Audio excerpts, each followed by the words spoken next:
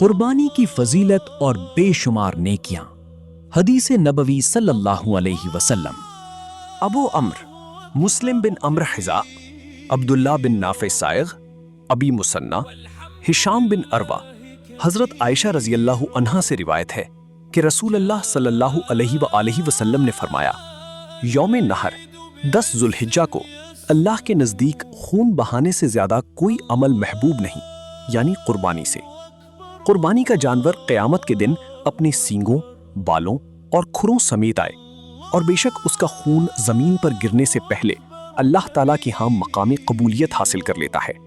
بس اس خوشخبری سے اپنے دلوں کو مطمئن کر لو۔ اس باب میں عمران حسین اور زید بن ارقم سے بھی احادیث منقول ہیں۔ یہ حدیث حسن غریب ہے۔ ہم اسے ہشام بن عروہ کی روایت سے صرف اسی سند سے جانتے ہیں۔ ابو مثنیٰ کا نام سلیمان بن یزید ہے، ان سے افدیک روایت کرتے ہیں۔ نبی اکرم سے یہ بھی منقول ہے کہ قربانی کرنے والے جانور کے ہر بال کے برابر ایک نیکی دی جاتی ہے۔ بعض روایات میں یہ بھی ہے کہ ہر سینگ کے بدلے نیکی ہے۔ جامع ترمذی جلد اول حدیث 1553۔